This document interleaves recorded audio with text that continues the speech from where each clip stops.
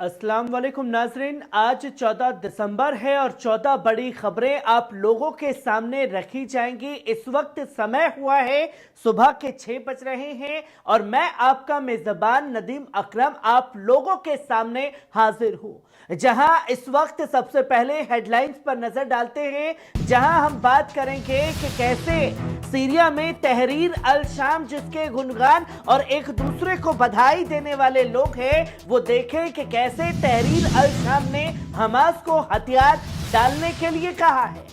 वहीं हम इसमें बात करेंगे कि आज तक के सबसे बड़ा हमला जो है रूस ने यूक्रेन के ऊपर किया है, जहां 93 मिसाइलें और 200 से ज्यादा ड्रोन दागने का काम किया है। वहीं अमेरिका ने खुली धमकी दी है कि वो ईरान को सीरिया बना देगा। आप लोग कमेंट में बताइए, क्या वाकई ईरान को सीरिया बनाया जा सकता है? शुरुआत करते हैं पहली बड़ी खबर से, जहां डोनाल्ड ट्रंप की ट्रांजिशन टीम के कुछ अहम अरकान ईरान के न्यूक्लियर प्रोग्राम को रोकने के लिए फौजी कार्रवाई के मंसूबे पर गंभीरता से गौर कर रहे हैं। खबरों के मुताबिक ईरान की न्यूक्लियर सहूलतों पर हमले का इख्तियार अब ज्यादा गंभीरता से ज़ेर बहस है। यह कदम मुमकिन तौर पर मिडल ईस्ट में एक नई तल्खी को जन्म दे सकता है। वहीं आप दूसरी खबर भी अपनी स्क्रीन पर देख सकते हैं कि शी जिनपिंग का ट्रंप की तकरीब ए हल्फ में शरीक होने से इनकार कर दिया है। दोस्तों जी हां, चीन के सदर शी जिनपिंग ने आइंदा महीने अमेरिका के नवनिर्वाचित सदर डोनाल्ड ट्रंप की तकरीब ए हल्फ में शरीक होने से इनकार कर दिया है। यह फैसला उस वक्त आया है जब ट्रंप ने चुनाव के दौरान फौरन बाद शी जिनपिंग को जाती दावत भेजी थी। इस कदम को दोनों ममालिक के दरमियान पहले से ही मौजूद तल्ख रिश्तों में एक नई कड़ी के तौर पर देखा जा रहा है। वहीं आप तीसरी खबर भी अपनी स्क्रीन पर देख सकते हैं। ईरान का पहला एयरक्राफ्ट कैरियर लॉन्च हो चुका है। जी हां, सैटेलाइट तस्वीर से इस ईरान के नई फौजी जहाज का इंकशाफ हुआ है, जिसे मुल्क का पहला एयरक्राफ्ट कैरियर बताया जा रहा है। यह जहाज एक पुरानी तेल टैंकर को बदलकर तैयार किया गया है। यह नई सहूलत कई बड़े सर्विस लॉन्च और कॉम्बैट ड्रोन्स, जहाज से छोड़े जाने वाली बैलिस्टिक मिसाइल, सतह से हवा में मार करने वाली मिसाइल्स और हेलीकॉप्टर ले जाने की सलाहियत रखती है। माहिरीनी का यह साफ तौर पर मानना है कि यह जहाज ईरान की फौजी ताकत को और मजबूत करेगा। वहीं आप चौथी खबर भी अपनी स्क्रीन पर देख सकते हैं कि रूसी सीनियर अफसर की यूक्रेन ऑपरेशन में मौत हो चुकी है। मुत्तहिदीन रिपोर्ट के मुताबिक रूस के एक सीनियर अफसर जो ड्रोन मिसाइल्स डिजाइन करने वाली कंपनी में अहम ओहदा रखते थे, उनको मास्को के करीब एक यूक्रेनी ऑपरेशन में कत्ल कर दिया गया है। यह वाकया रूस यूक्रेन जंग में एक अहम मोड़ साबित हो सकता है। मायरीनी का यह साफ तौर पर कहना है कि यूक्रेन की इस कार्रवाई का मकसद रूस की फौजी सलाहियतों को कमजोर करना है। पर दोस्तों, यही हमला अगर रूस की तरफ से किया होता तो नाटो के तमाम देश बिलबिला उठते।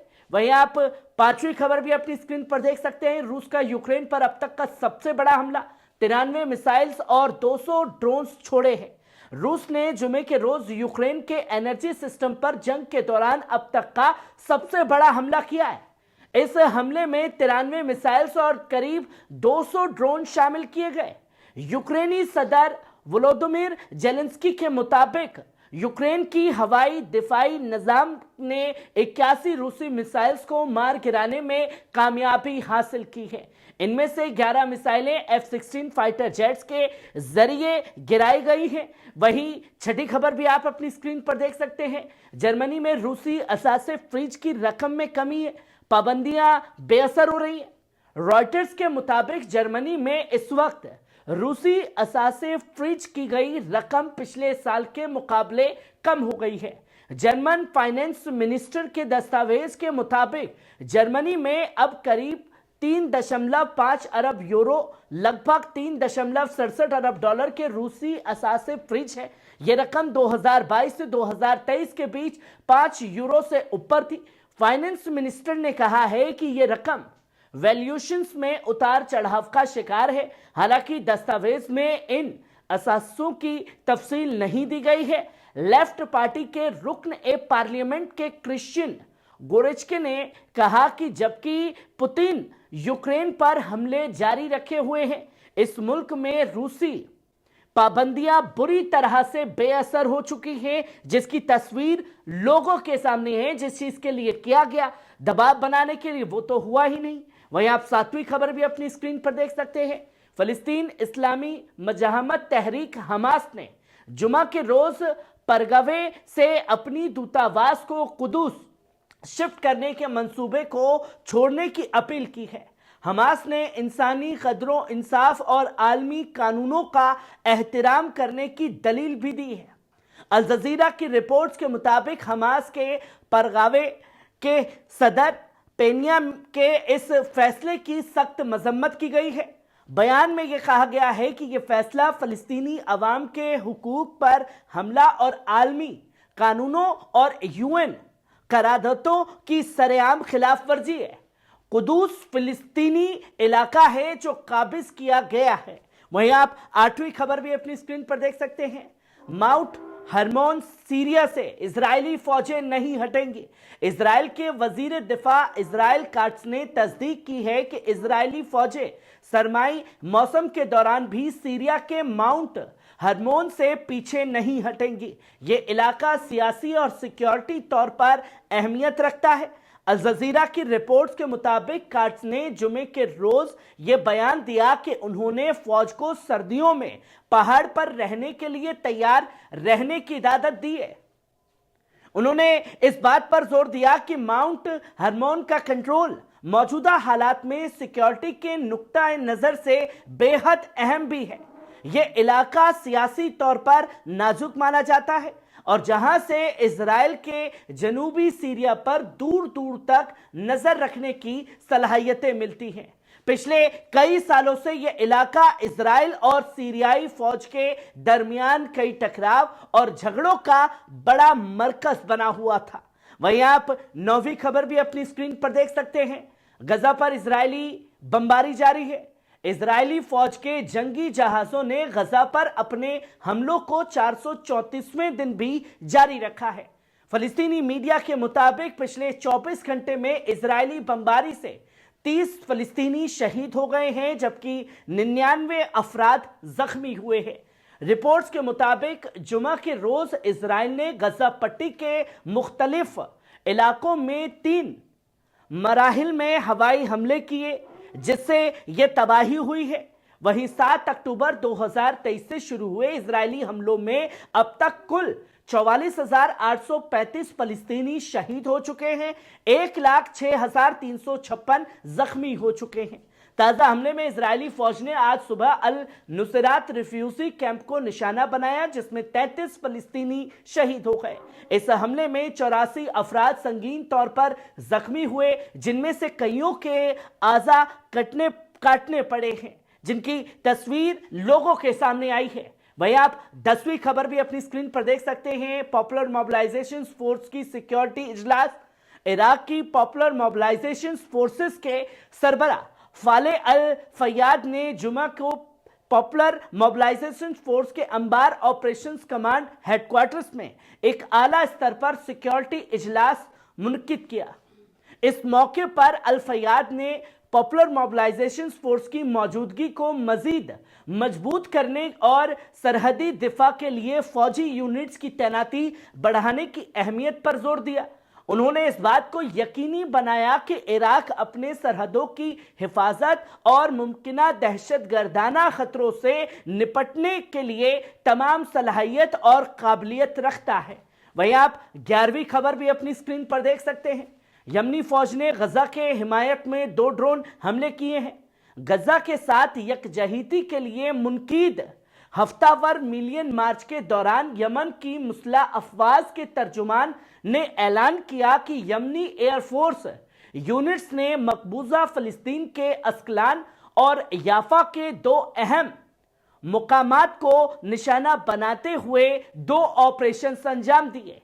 ये ऑपरेशन ड्रोन्स के जरिए किए गए, जो इंटरसेप्शन निजाम को चकमा देकर अपने टारगेट तक पहुंचने में कामयाब रहा।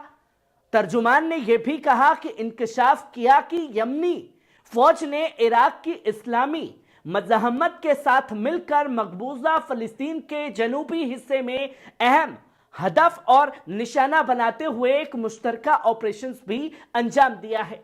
वहीं आप आखिरी और 12वीं खबर भी अपनी स्क्रीन पर देख सकते हैं, जहां कसाम ब्रिगेड और सरिया अल कुदूस का इजरायली अफवाज पर हमला हुआ है। हमास के फौजी बाजू इजुद्दीन अल कसाम ब्रिगेड ने ऐलान किया कि उन्होंने गजा के शुमाली हिस्से में जबलिया कैंप के करीब अल बरीद इलाके में दाखिल होने वाली इजरायली अफवाज पर भारी मोर्टार गोले दागे हैं। इसके अलावा कसाम ब्रिगेड के मुजाहिदीन ने रफा शहर के मशरिकी हिस्से में अल जनेना मोहल्ले में इजराइल की जासूसी मिशन पर लगी 3 क्वाडकॉप्टर ड्रोन्स पर कब्जा कर लिया है। दूसरी तरफ इस्लामी जिहाद तहरीक के फौजी बाजू सराय अल कुदूस ने भी जबलिया के सर्विस क्लब के पास इजरायली अफवाज के मजमूत पर मोर्टार गोले दागे हैं। दोस्तों, माजरत के साथ के आखिरी खबर 12वीं खबर नहीं थी, 14 खबरें आप लोगों के सामने रखी जा रही हैं। तो 13वीं खबर की तरफ बढ़ते हैं नाज़रीन, जो कि आप अपनी स्क्रीन पर देख रहे हैं कि सीरिया के जबल शेख में वाक़े हदर कस्बे की रूहानी और समाजी काउंसिल ने एक बयान जारी करते हुए सोशल मीडिया पर चल रहे उस वीडियो को मुस्तरद कर दिया है जिसमें कुछ अफराद इजराइल से जुड़ने की मांग करते नजर आ रहे। बयान में कस्बे के बाशिंदों ने कहा कि यह वीडियो उनके तारीखी मौकिफ के खिलाफ है। उन्होंने वाजे किया कि हदर कस्बा सीरिया का अटूट हिस्सा है और उनकी वफादारी हमेशा सीरिया के साथ रही है। यह मौकिफ सीरियाई अवाम के मजमूई रुख के साथ हम आहंग है। बयान में यह भी कहा गया कि इस बयान से मुखालिफ कोई भी राय गैर कानूनी और हदर के अवाम का मौकिफ नहीं, बल्कि सिर्फ किसी शख्स का जाती नजरिया लगता है। वहीं बढ़ते हैं आखिरी और 14वीं खबर की तरफ, जहां सीरिया ने फलस्तीनी ग्रुप से हथियार डालने और कैंपस बंद करने को कहा है। अल अखबार की रिपोर्ट्स के मुताबिक सीरिया की हुकूमत ने मुल्क में काम करने वाले फलस्तीनी ग्रुप से अपने हथियार डालने, ट्रेनिंग कैंप्स बंद करने और सीरिया में तैनात अपनी फौजी यूनिट्स को खत्म करने की भी मांग की है। सीरिया ने यह बयान उस ग्रुप को साफ तौर पर भेजा है जो उसके इलाके में अल-कायदा हुकूमत के तहत ऑपरेट कर रहे हैं। यह इजलास और बयान हालिया तशद्दुद और सियासी तनाज़े के मद्देनजर आया है। फलस्तीनी ग्रुप की जानिब से इस बयान पर अब तक कोई तजवीज़ या जवाब सामने नहीं आया है दोस्तों। पर जिस तरीके से तहरीक अल शाम ने हथियार डालने के लिए हमास से कहा गया है, ये कई सारे सवाल खड़े करता है और सवाल उन लोगों के ऊपर भी खड़े होते हैं जो तहरीर अल शाम की हुकूमत आने के बाद एक दूसरे को बंधाई संदेश देते हुए नहीं थक रहे थे। कैसी लगी खबर? कमेंट बॉक्स में आकर के अपनी राय जरूर दीजिएगा। शुक्रिया।